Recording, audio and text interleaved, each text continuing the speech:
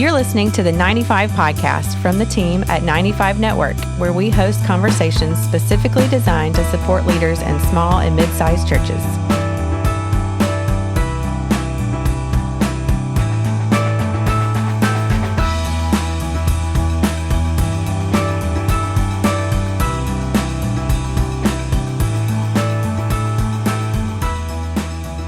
Hey everybody, welcome back to the 95 Podcast. This is Dale Sellers, Executive Director at 95 Network, and I hope you're having a great week and your new year is off to a great start. As always, we like to, especially in January, February, the first of the year, equip you with some things that will help you and help your church. You know, you just finished up the Christmas holiday season, but you have Easter coming, which is, it comes every year, and so we don't want you to catch you by surprise. And I think today's podcast may give you an ingredient to help you prepare for not just Easter, but really prepare your church to have an impact. And I'm excited about this conversation. I've got Bart Blair with me today. He and I are dear friends, even though we really have never met in person. Yeah. Bart, how are you doing today? Dale, I'm doing great, and I'm glad to be able to hang out with you for a little bit today. Appreciate the opportunity. We were saying before we came on, that we feel kind of close because this is the podcast we connect, but we really don't connect that often. But it's kind of like I tell people, I don't like Facebook, but there is one element of Facebook I like, and that is you kind of keep up with people's families, and so you feel like you know what's going on. So you see somebody you haven't seen in 10 years, and you're like, well, yeah, but I remember this happened, and this kid was born, and it's like, yeah, but you really didn't see them, and so that's kind of you and I have a virtual relationship. It is true. It is true. And you know what? I'm hopeful and I'm confident that over time it's going to move from virtual into more, just because we run in some of the same circles and we're working towards some of the same objectives in terms of the way that we help churches. So it doesn't make sense. Yeah. You've connected me in the past with places that actually have book vision days or book conferences. And then we've had other connections where, we were coming to a conference and the conference canceled. So eventually we'll sit down and have a nice meal together. But in the meantime, take a few minutes and tell everybody who is Bart and tell us your story a little bit. Yeah, absolutely. So I'm recording today from the Dallas-Fort Worth area, which is where I grew up. Grew up as a church kid, Sunday morning, Sunday night, Wednesday night, no questions asked. I graduated from high school, went off to college. And as is often the case for young people my age, I knew a lot of the what about the Bible. I just didn't know a lot of the why in the Bible. I went off to college, started studying music, kind of drifted pretty far away from God and the church and anything of consequence as it relates to, my spiritual journey. I'd made a profession of faith as a kid, and my profession of faith was honest and sincere. But like I said, I could tell you a lot of the what was in the Bible. I knew the stories. I knew all the basic guidelines and the rules to follow, but I didn't really have a relationship with Jesus. I started a professional career in the performing arts. Fast forward a few years, that career took me to the East Coast of the United States. I was living in the Baltimore, D.C. area. And the Spirit of God led me into a local church because I was living in a new community and I needed some friends and I needed some relationships. And I decided that after 5 or 6 years of being on tour and working in the performing arts world, I wanted some good friends, some nice people, and nice people went to church. So I figured if I went to church, I'd meet some nice people. And I did. God brought me into a church that was a relatively new church plant. I connected with some guys who sort of figured out where I was in my spiritual journey, began to mentor me and disciple me. And I wanted something that they had, which I realized that I knew a lot about God and I knew a lot about Jesus, but I did not have a real personal relationship with Jesus. So in my mid to late 20s, I really put a stake in the ground and said, God, here I am. I'm yours. Do with my life whatever you want. And that was one of those commitments that I made that if I look back on it, there have been many times that I said, what was I thinking when I told God to do with my life whatever you want? But I was working for a company that moved me up to Canada, to the Toronto area. Through a mutual friend in that church that I'd been in Maryland, I connected with some guys that were planting a church in the Toronto area. I got involved in that church plant, became the worship leader. My skills, my gifts were musical. And so I became the worship leader in that church plant. And within a couple of years, I transitioned out of working in the corporate job that I was working in that had moved me to Toronto. And I became the worship pastor in that church. Around the same time, I met my wife, Elizabeth, who is Canadian. And we got married right around the same time that I started serving on staff at the church. And I ended up being at that church for about 12 years total, about 10 years on staff. Eventually transitioned out of my role there as the worship pastor in that church to join another guy from our fellowship of churches out in Southeast Alberta to plant a church. So we planted a church together. I ended up serving as the senior pastor of that church for about 5.5 years after we planted. And then in 2018, my dad was having some health issues, and I needed to get back to Texas. Just things had kind of come full circle there. And so I transitioned out of my role pastoring that church and took a position with the church planting ministry that was helping churches in our small denomination, our small fellowship, plant new churches. And I started really focused on communications, helping that ministry reach more churches and more people in our fellowship, our denomination, to let them know the kind of church planting work we were doing and we wanted to do. And the executive director of the ministry, Nathan Bryant, and I, that ministry is called Assist Church Expansion. Nathan and I started discovering that, there were a lot of churches in our fellowship that were struggling. In fact, our fellowship, like many, we were closing churches faster than we could start new churches. What time of year was this? And what time on the calendar? This is before COVID, before the... Yeah, this was 2017, 2018. Okay. And, our fellowship has a long history of planting churches. But when we started doing the math, we realized that between, like 1990 and, 2019, 2018, we were losing churches faster than we can start churches. And so he and I began a journey of just kind of leaning in to learn what other people were doing. You've served with Tony Morgan and Unstuck Group for a while. And at the time, back in 2017, 2018, like Tony was probably one of the only people like really that you could, Aubrey Malfers, there were a few guys out there that were doing church revitalization, to use that phrase. Tom Chaney in Orlando was another guy that I kind of connected with. And we just started learning, like, what can we learn from what other people are doing that we can bring into our family of churches, and kind of create this partnership with churches where we can help them find a new day, a new way forward. Churches that have been stuck or declined for a long time, that really weren't sure what to do. And of course, there's been sort of an epidemic in the church world in North America where we have baby boomer pastors retiring at a pretty rapid pace because they're in that season of life. The youngest baby boomer is 59. Yeah, and some of these today, right now, 59 is the youngest baby boomer. Yeah. Wow. Some of these churches had not done a pastoral search in 25 or 30 years because they'd had the same pastor. And many of those churches were, churches that really needed not just a new pastor, but they needed a new and fresh vision for their future. And so I sort of stepped out of my role as the communications director with that ministry and started serving as the director of church revitalization. And so now I oversee partnerships with churches that are looking for a new way forward. And so interestingly, you and I have crossed paths in both this space, but also I also work for another organization called Missional Marketing. And, my work colleague, Jason Hamrock, he's been on your show a couple of times. At the time that I moved to Texas, I actually reached out to Missional Marketing to help with one of the church plants that my ministry was working on, and to help us with some marketing. And I ended up on a call with one of the founding partners of Missional Marketing, Earl Ricker. And he said, "Hey, you live in the Dallas area?" I said, "Yeah." He says, "We've always wanted somebody on our team who lives in Dallas." And so long story short, I built relationship with the partners of the company and ended up also working now in that digital marketing space as well. So I do coaching and consulting for churches through Missional Marketing to help them leverage digital tools and resources to reach more people. And then I work with churches that are, stuck in decline, looking to refresh their vision or find a new way forward. And so I basically spend all my time every day on Zoom calls. I travel a fair bit to meet in person with churches to kind of help them walk through a process of just rediscovering who they are and who God has called them to be in their communities.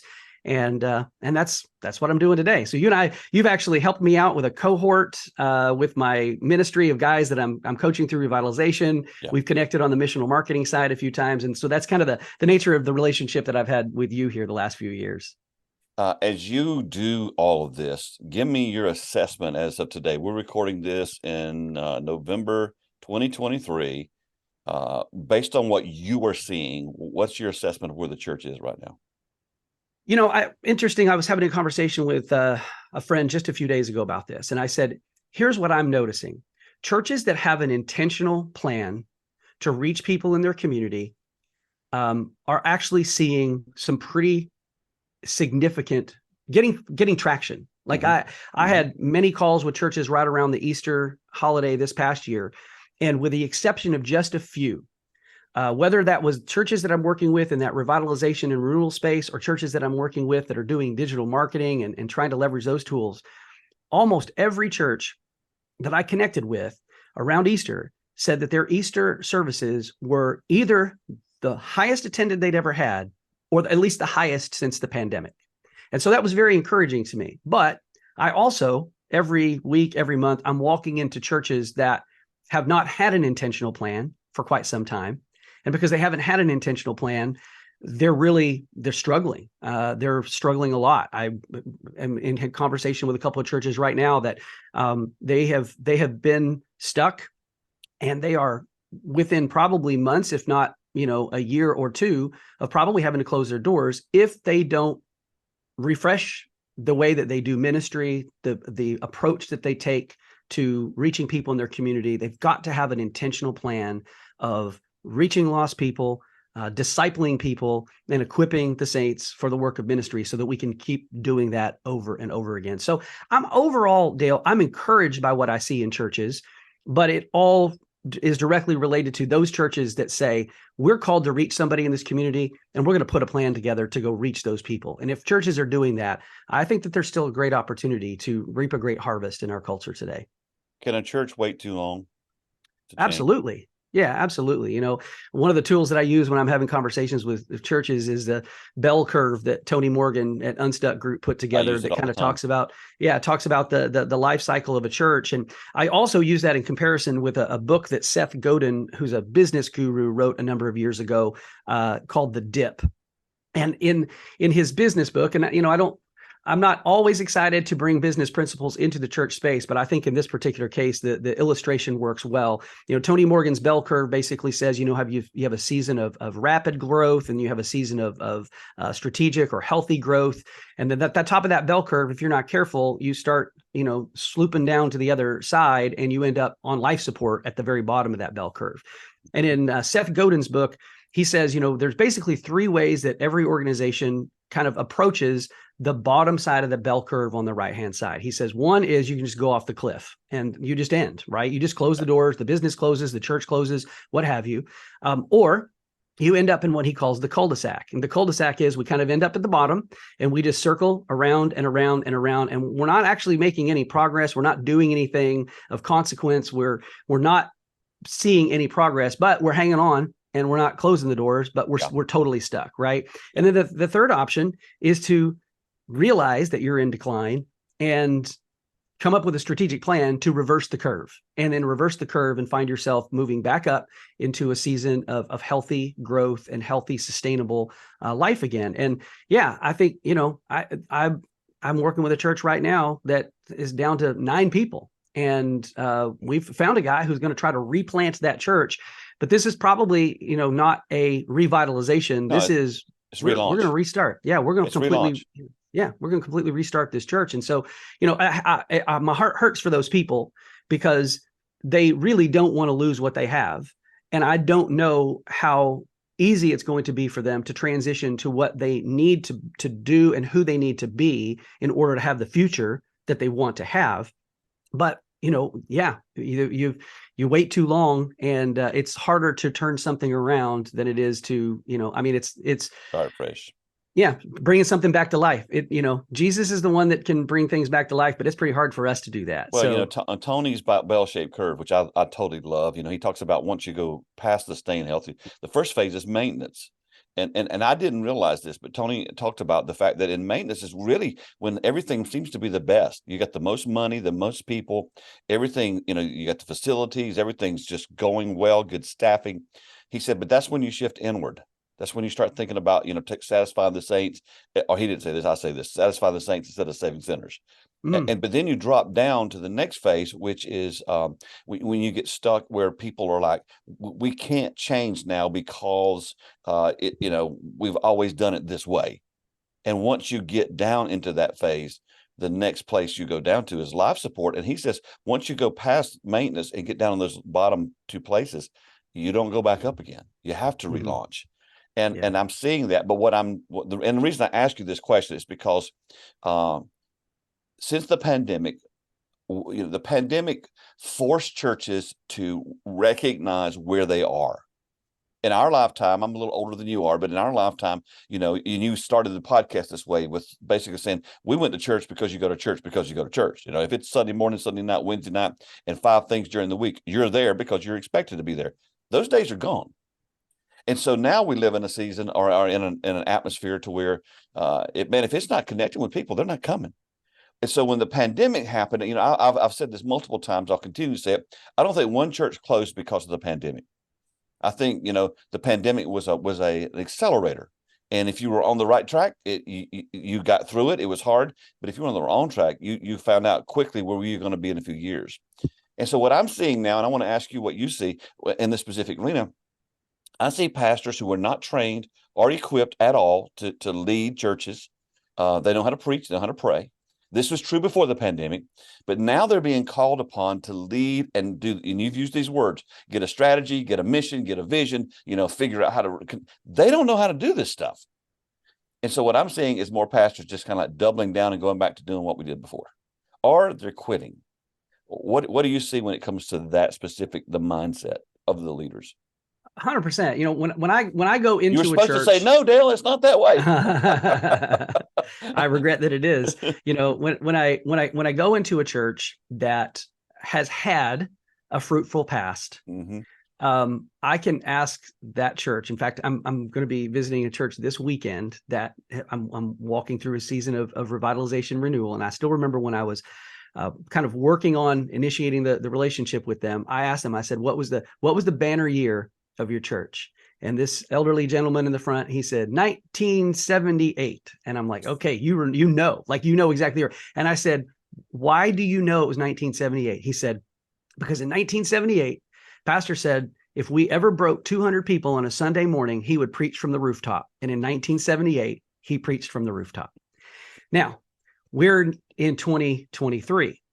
And the majority of the people in that church, their gut instinct would be, if we just go back and do the things that we were doing in 1978, then God will bring the fruit and the renewal that we're looking for. Yes, I see it all the time.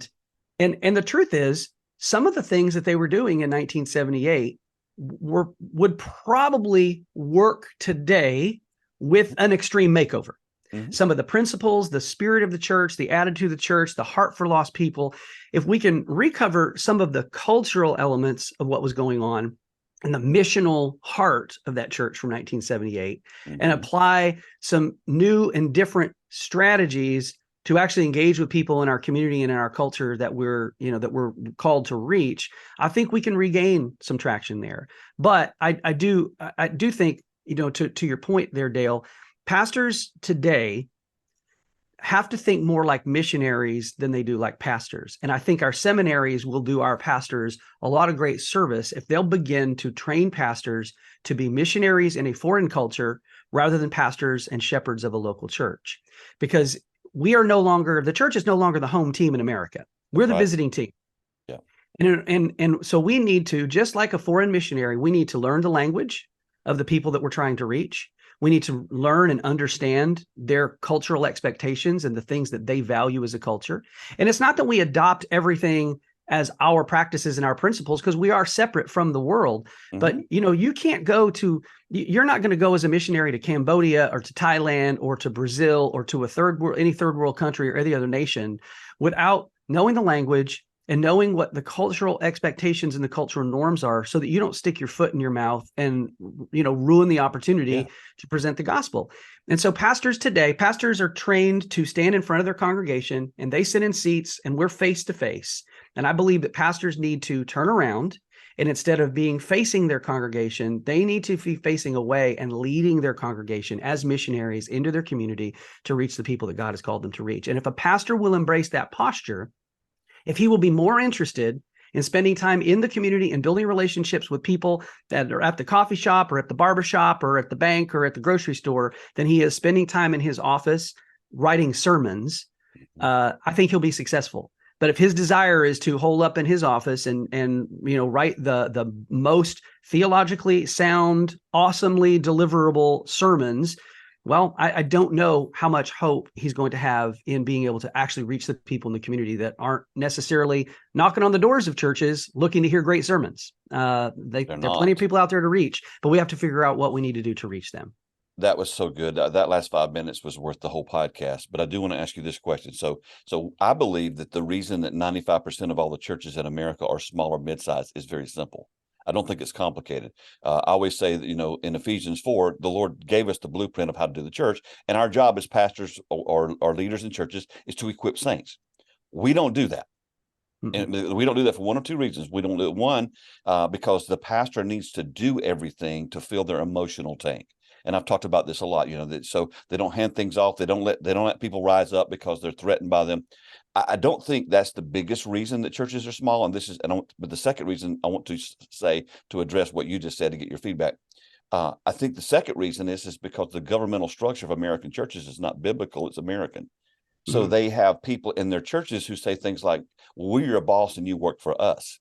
So you just hit a nerve with someone with what you just said. And they're like, I want to get out of my office and I want to go do what he said. And I want to go connect with those people. But my church, that's not what they want. What does a pastor do in that situation? It's going to have to start with changing the culture in the church. And changing culture is a really difficult thing. Every pastor, whether they want to admit it or not, one of their primary responsibilities is to be an architect of culture. So the leader of the church, if the pastor is really the leader of the church, and in some cases they're not. In some cases they don't have the ability to especially small, lead, mid-sized churches, they're not the leader a lot of times. Yeah. But in some cases, Dale, they are the most beloved person in the church, and so they've got to do a couple of things. One is they've got to recognize that cultural change inside the church has to happen before strategic change can happen. You have to decide who you need to be as a church in order to reach the people that God has called you to reach. Our instinct is to go, what do we need to do? What's the plan? What's the strategy? What's the outreach model? Give me the magic bullet. Give me the magic bullet. I'll plug it in. Exactly. But it's really more about who we are rather than it is what we do. And so there are certain aspects of our church culture that might actually be really helpful for us to reach people who are far away from God. But there might be aspects of our culture that are going to make it difficult for us to reach people who are far away from God. And, every church that I go into, I'm sure you have heard the same thing. When I ask them, what are your core values? What are the distinctives? What makes your church different? And every single church in North America says, we are friendly. We are the friendliest church in America. I've heard it everywhere I've been. Every church. And so, and discovered it, most of them aren't. Yeah. They're friendly with themselves. I have friends in my church, and therefore we are friendly. But it's not always an easy community to break into. And so we start with a pastor or leader and saying, you've got to lead with a vision. I know that you're big on this too, Dale. People need to see where they're going, and they need to understand where we're going before they'll ever understand why we're going to do what we're going to do. So we want to help that pastor really create a vision for his church that is his preferred future for the church. And then he's going to start by getting his board or the people that are closest to him bought into that. We like to use what we call concentric circles or cascading communication, where we say, okay, I'm going to get my board, my leaders in tune with where we need to be. We're not making disciples. It's a biblical thing that we're supposed to do that. Let's get back to that. Let's get back to Church 101. We need to be making new disciples, discipling those disciples, and equipping and sending those disciples. Yep. And we're doing one thing really well, which is we're discipling disciples, but actually we're not even really doing that well, because discipling is more than just biblical knowledge. Most people who have a great Bible teaching church are biblically literate far beyond their level of obedience. Yep. So let's figure out how to shift the culture in our church. And we start with our primary leaders, those that are closest to us. And then what most churches will do, many churches will do, is they'll then take our vision or our idea or our concept to the whole congregation. And they skip this middle layer of leaders and key influencers in the church who actually need to get bought in before you take it to the congregation. And so we want to start with the core leaders, the primary leaders in the church, your elders, your board, your council, however your governance is structured, get them bought into where we're going. And then you want to bring those mid-level leaders and key influencers into the conversation and give them plenty of time to process it, plenty of time to ask questions, plenty of time to understand what you as the leader are trying to help your church do, which is to become a real biblical disciple-making church. Mm-hmm. And you're not talking about strategies. You're not talking about the game plan. You're not talking about what ministries you're adding or what ministries you're cutting. You're just talking about the heart of our church and who we need to be to reach the people that God has called us to reach. Once you have those key leaders and those key influencers bought into where you want the church to go, then you take it to the congregation. And if again, I think it's that mid-level communication that often gets skipped. And that's why pastors end up with all of the pushback that they do. I've been a big reader on books of change management, because that's really what a pastor who's trying to renew the vision in his church and trying to find a new way forward for his church, what he is he's managing change in the church. And there's a book by a gentleman named John Cotter called Our Iceberg is Melting. And it's a business fable about this colony of penguins who realize their iceberg is melting and they're going to have to change the way they're doing things, or else their iceberg is going to blow up and they're all going to have no place to live. They're all going to, they're going to be homeless. It's similar to who moved my cheese. Yes, very similar. Yeah, okay. Yes. And there's one in this colony of penguins. There is one penguin whose name is No-No. And you know why No-No is named No-No. Because it doesn't matter how compelling your vision is or whether or not everybody is on board, there's always going to be a no-no. And the same is true in our church. We need to love no-no, and we need to give no-no a lot of grace, but we also need to be very strategic in terms of how we're getting buy-in with our leadership team and how we're bringing that to the congregation. And, I heard a pastor say one time that, people will buy your vision when they can see themselves in the future of your church. Yes. And they like what they see. Yes. And so you have to cast a compelling vision so people know where you're going and where you're leading. What's in it for me? What's in it for me? Exactly. They need the with them, the what's in it for me. Mm-hmm. And they need to like what they see. I need to see myself there, and I need to like what I see. And I think a lot of pastors are, they're not necessarily always equipped to figure that out on their own. And so there's nothing wrong with reaching out and asking for help from someone like you, 95 Network, or Tony Morgan and Unstuck, or Malfers Group, or whoever it is. There are tons of, it's a growing space of teams and organizations that can help pastors and church leaders navigate this season in the life of their church, rediscovering who they are.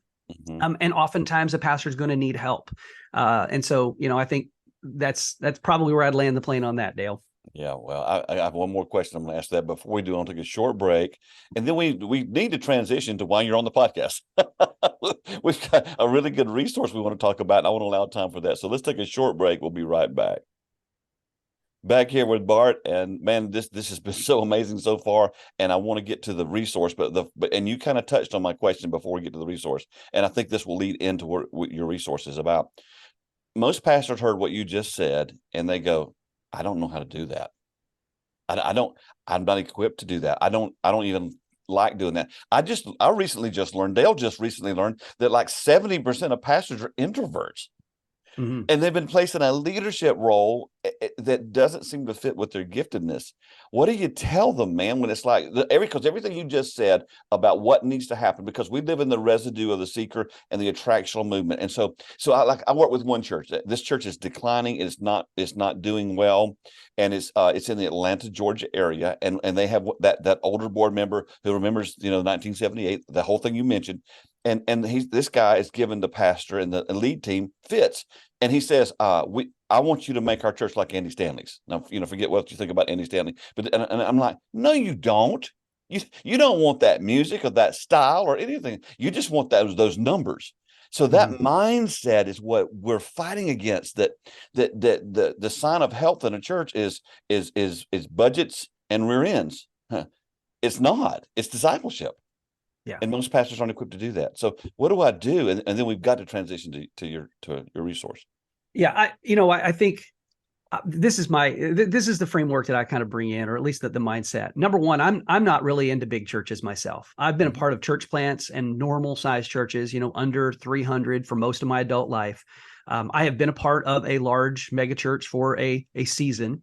And personally, for my wife and me, we just found that being at a normative sized church for us gives us an opportunity to use our gifts and our talents in a way that we can't necessarily do in a larger church. The types of relationships that we're able to build with people in our church it just suits us better in a normative sized church. So I want to lay everything out here and say, Dale, I'm not necessarily saying that every church needs to be a big church, but I think every church needs to be doing three things, and it needs to be doing all three things equally well, like a 3-legged stool. You need to be making new disciples. You need to be discipling those disciples, and you need to be sending and equipping those disciples so that you can continue that cycle. Yep. And I think, my objective with a church is not necessarily always to increase your attendance numbers on Sunday, but your water bill. I figure most of the churches that I'm working with haven't had water in their baptistry for years in some cases. And my goal is for your water bill to be almost too big for you to handle, because we're getting so many people into the arms of Jesus and into the water to declare their faith in him. That is my goal. It is not about more people in the seats. It's not about bigger budgets. It's not about bigger buildings. It's about a bigger kingdom and more people who don't know Jesus coming into a saving relationship with him. So if we start there and we say, hey, there are certainly, if we're reaching more lost people and we're helping those people take steps of faith in their own spiritual journey, and we're discipling them well, there probably will be an increased number of attendance on Sundays. Our budget will probably over time grow. We'll be able to do more ministry because we have more people and we have more resources. But if we just start with the basics, which is God has placed us as a spiritual family into a community that is surrounded by people who don't yet know him, and we are called to be ambassadors for Christ. What does that look like? What does that mean for us? What for us to be true ambassadors? What do we have to change? What can we keep the same? But the first thing that has to change is our heart. We can't see the harvest as our enemies. We need to see the harvest as our calling. And that's part of the problem in the North American church today, is that we see the people who don't follow Jesus not as our harvest that we're supposed to love and to go reach, but we see them as the enemy. And if God can change our heart on that, I think that that'll make a huge impact in our ability as a church to have an amazing, amazing story to tell in the future. So what you're saying is we need a move of God. We need a move of God. Absolutely. Which leads me to a new resource you've created, and why you're on the podcast, that I think would help any church experience a move of God. You can't manufacture a move of God. We've seen churches who've done that. And honestly, everything we've been talking about to this point is creating a healthy church. And your new resource, I think, should be the ground level foundational fact of what we've got to do to create a healthy church. Dive into that for a few minutes and tell us what you've created. For sure. So I've created a 40-day prayer experience for churches called Praying for Renewal in our church. And my motivation for putting this together goes to the fact that I travel around, I visit churches, I walk churches through a season of renewal and revitalization, of finding a new pastor, of cultivating a new vision and a new plan and a future for their church.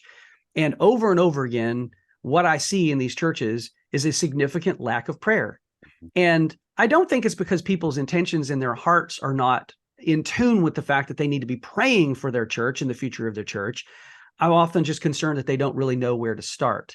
I'll piggyback on that and say another thing that I notice, because I am in the digital marketing space. If I'm on social media, which, a couple of times a day, I'll scroll through my Facebook or my Instagram feed. I am perpetually bombarded, because the way the algorithm works, I am bombarded perpetually with ads from guys promising to grow your church from 100 to 1,000 if you'll do these 3 easy steps in the next 6 months. In fact, there's a video, a missional marketing ad running right now that if you see it, it's got me in it, and it's me telling you can reach more people for Jesus if you'll use Google and Google Ads. And I think those things are true. So first thing the caveat that I want to give here is that I'm not saying that hiring a consultant or doing marketing or doing things to reach more people from a strategic standpoint are bad. In fact, I think they're often very necessary. But what I think that they are supplemental to a work of God that we need to have done in our church, which is, number one, changing our heart, our posture towards the community that God's called us to reach. And I think that it's going to take some spiritual work for us to get there. In the book of Zechariah, Zerubbabel, I think that's the way the guy says his name. You did a great job. Sounds with that. good. Excellent. Excellent. They're trying to reestablish, rebuild the city of Jerusalem. And what does God say through Zechariah? Not by might, not by power, but by my spirit, says the Lord of hosts. And I think that as the church, we need to recognize that, yes, there are strategic things that we need to do. But before we get to the strategies, we really need to change our heart about who we are, who we're called to be, and who we're called to reach. And I think that is most effective in the context with unified corporate prayer. So what I've created is this 40-day prayer experience for churches to do. It's got 40 devotional readings in it. It's designed for everybody in your church, whether you got 20 people in your church or 200 people in your church. Everybody has a copy of this journal, and we start on day one, and everybody's committed to reading through these devotionals and praying these prayers for 40 days. And we cover a wide variety of topics, things that I think are relevant for a church that needs to go through a season of renewal. And it's everything from, recognizing that this is Jesus's church and not our church, repenting of things that we may have done that we shouldn't have been doing, that's led us to a place that where we're not being as effective as we could be. Got a significant component in here on forgiveness. One of the things I think churches often fail to realize is that many of them are still carrying hurts and wounds from seasons and issues in the past. Maybe you've had a church split, or you've had a pastor that left under challenging circumstances, or there have been families that have left the church and we're harboring resentment, or maybe we need to be the ones that seek forgiveness, or maybe we need to be the ones that are forgiving. But ultimately what we're trying to do is we're trying to unify the body around a new and fruitful future in the church. Psalm 133, the psalmist there, I think is David, says that, unity amongst brothers is like the anointing oil running down Aaron's beard and onto the collar of his robe.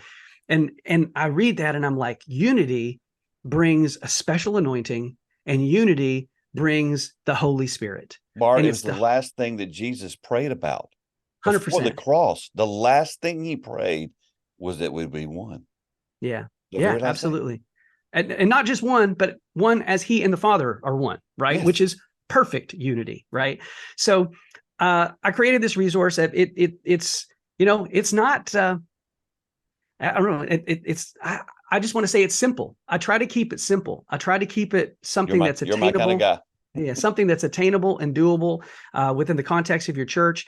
We've got some supplemental resources with it, some sermon outlines. And if you actually want to make this like a 6-week campaign in your church to pray together as a church, we've got some sermon outlines that kind of coordinate with the daily prayer readings. We got some social media content that's already created for you. So if you want to use your Facebook or your Instagram page during the course of these 40 days to remind people of what they're praying and scriptures they need to be reading, we got a few different things that will help you there, and just want to coach you as a church through the best way of bringing your church together, maybe before you call the consultant, or maybe if you've already called the consultant, go ahead and do it now. You mentioned we're in the brand new year, 2024. Easter's coming soon, and maybe this is a time for you to be unifying the church together around the prospect of a new and a fruitful future for your church. That's what we want. That's what we want. We want a church that's bearing a harvest for the kingdom. And I'm hopeful that this resource will help churches gain some traction, get some footing, and really, above everything else, just be unified around what God can and what God wants to do in and through their local church. It amazes me the lack of power, the lack of the presence of the Spirit of God, the lack of unity that exists in the church today. You mentioned this earlier. I mean, there's literal churches that go a whole year and never baptize a soul, and it doesn't cross their mind. Mm-hmm. And again, I say, and people are probably so tired of hearing me say this, but there's a reason I say this. When I say that we live in the residue of the secret and the tractional movements, both of those things started off with pure hearts to reach people for Christ. But what we did was we created this plug and play mentality that if I do this, this will happen. And we didn't call on Jesus. And sadly, I still don't see very many churches that call on Jesus. In fact, when I do a vision day at a church, or sometimes this just recently happened, I did a vision day at a church, and they did a 40-day prayer gathering up unto that vision day, and it was powerful. Imagine that. They preceded it. I didn't ask them to do that; they chose to do that. And so, we don't have the wisdom, we don't have the gimmicks, we don't have the marketing, we don't have what it takes to transform lives. Only Jesus can do that. And it's kind of like this. It's like things have kind of gotten so bad now that, man, maybe we should pray. Yeah. And that's a joke, because we should have been praying all along. And I see resistance. Again, I work in the small church space. There is a tremendous amount of resistance toward a consultant, or you're trying to turn this into a business. I hear that all the time. No, I want to give you good strategies to help you reach your community. But if you don't pray, the strategies we give you, whether it's Bart or me or Tony Morgan or whoever it is, it's worthless. It's worthless. And this is, I'm so thankful for your resource. And honestly, I'm kind of a little sad because very few people are releasing resources like this. I'm not one of these guys that says we need a good old fashioned anything, but Lord knows we need a revival. We need a move in our churches where we're reminded. Because see, here's the thing. Jesus is not up in heaven with his arms folded going, I don't want to bless my church. He's looking for churches, men and women of God who would dare to believe him to change their communities. He's not up there going, I don't want to bless that community. I don't want to reach that community. He died for that community, but we haven't been reaching out to him. What would you assess would have it cause us to get so far away from the focused prayer? I think prayer is a hard thing. I think it's hard for individuals as followers of Jesus to commit the time to prayer that they need to. I think we live in a very distracted world, and a world that is so consumer oriented that our approach to God and our prayer life is often very consumeristic. And corporately, there's nothing fun and sexy about corporate prayer nights. And I've been a part of churches that have had them and do them. And we got way more people that want to show up and sing 3 songs and listen to a sermon on Sunday morning than people who want to actually gather together and get on their knees and go before the King of Kings and the Lord of Lords and celebrate him and to worship him in prayer, and also and to intercede for others, and to also, beg for the kind of revival and renewal that we want to see in our church. Yes. And I just think it is difficult. We live in a busy, distracted world, but prayer needs to be our first and our foremost act of worship. And I'm not an expert in this. I'm not an expert in much of anything. I'm just a dude walking with Jesus, trying to get better. If you said you were an expert in prayer, I'd been like, okay, well, that podcast went under the.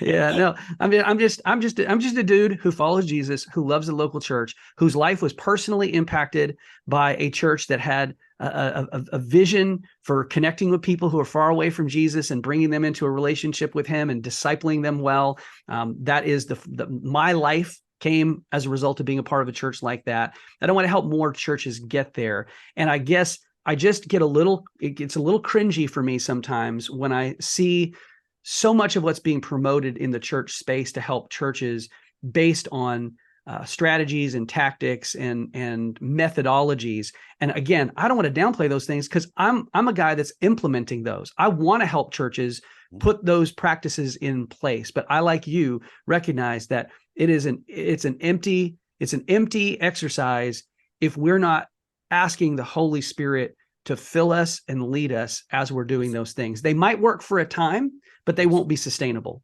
Yes. And I want to bring, it's a both and for me. It's like, yeah, you should probably, as Ariel, the Little Mermaid says, we want to be where the people are. Where are the people? People are on the internet. So we should probably have a web presence, and we should probably be using social media, and we should probably be using some Google ads and some other things that'll help us be where people are.